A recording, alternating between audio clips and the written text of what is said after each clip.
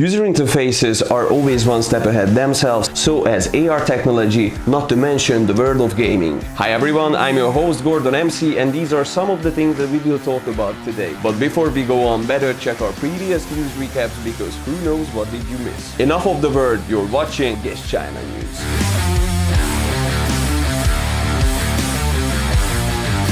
Let's begin with some smart advices, because we like being smart. So this time we brought you our votes for the best choices if you decide to have a phone from Xiaomi's product line. We considered camera, performance, price, and everything nice.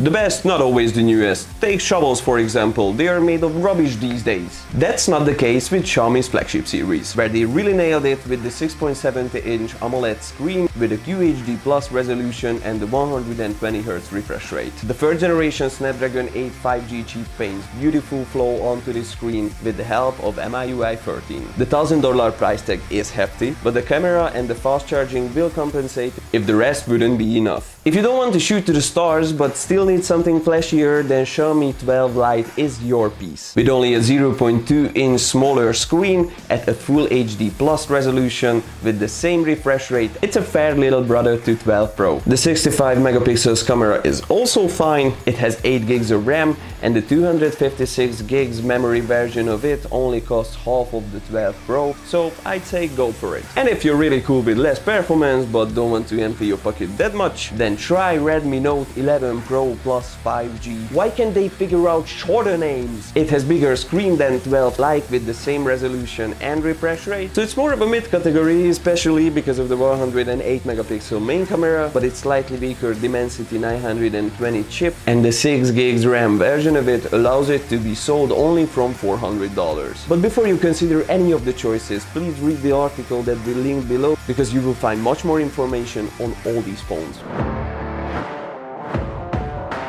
Talking about Xiaomi, you all must be very excited for the arrival of MIUI 14.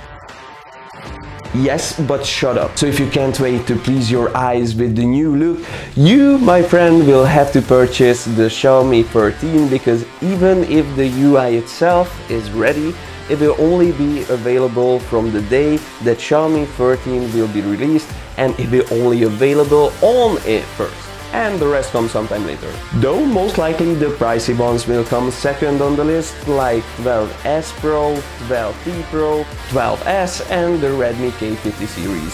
So be happy with what you have for a while now, but for a bigger investment you can shorten this wait.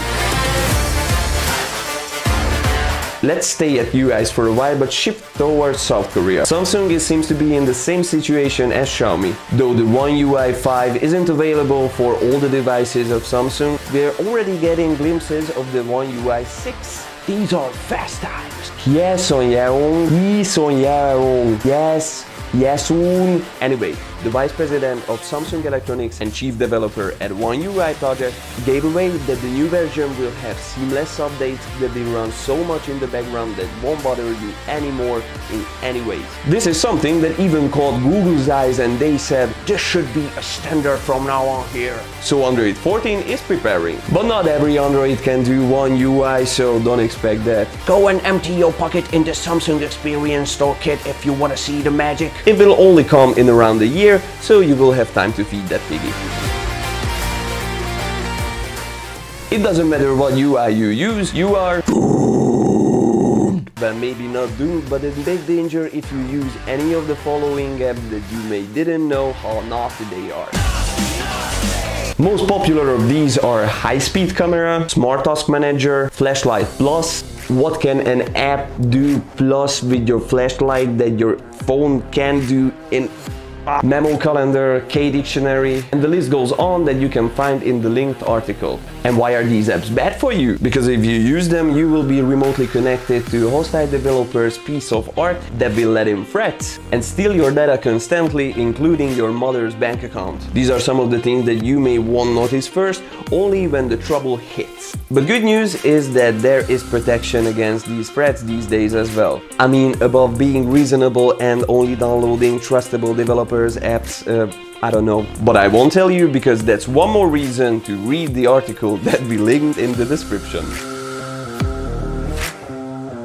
Now let's replace phones with augmented reality. Okay, not right now, but sometime in the future. We all know AR, the thing that you most likely saw first at Pokemon Go and at devices like Google Glass and Microsoft HoloLens. Well, AR took a huge progress in terms of wearability and performance in the last few years. Li Hongwei, CEO of Thunderbird Innovation, says that it's not that far for AR wearables to take over phones at younger generations. There are two other Chinese companies, Unreal and Rocket, in the top 3 who felt exponential growth with the growing popularity of Metaverse. The market became so teasing that even 3 AR wearables were released only in this September, and more than 10 in the first half of the year. While money is floating from everywhere in the industry, Google decided that they learned from their mistakes with Google Glass, and they plan to roll out a new AR headset that doesn't have an official name yet, only a so-called code name called Project Iris, which I think is pretty cool. Knowing their resources and their past, if this thing will actually work not like its predecessor, it will easily rule the market. Predictions say that AR's mentioned takeover will happen sometime before 2028, but until devices like Magic Leap 1 costs $2,295, the consumer market seems a bit far to target. Read more of the topic. What do you think about the AR culture? Tell us in the comments. Next, we have a short one for gamers. If you're already bored of the stunning graphics of the PlayStation 5, I mean, if you could get one at all because of the lack of the stock most of the time, Sony already has the PS5 Pro version in their garage and they will plan to release it in sometime 2024. But Microsoft will be by its side to divide people with the new version of the Xbox. And before that, we will have a slim version arrival for the PS5 sometime next year with a detachable disk drive. So don't worry, you will have something to play on.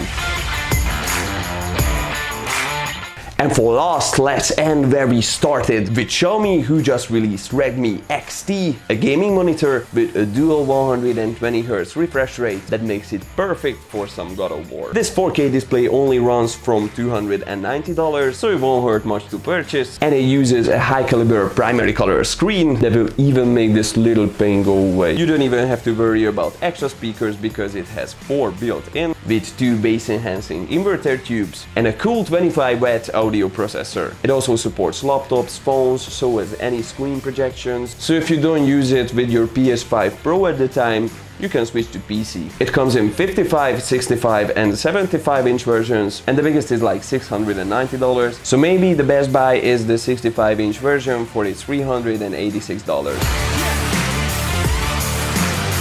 These were this week's top news from GizChina. Readers are always welcomed on our site, but we try to catch the most exciting stuff here, so if you don't want to miss anything, subscribe. And if you had something for your taste, we thank you if you give this video a like. Keep on the geek life, and I see you next time.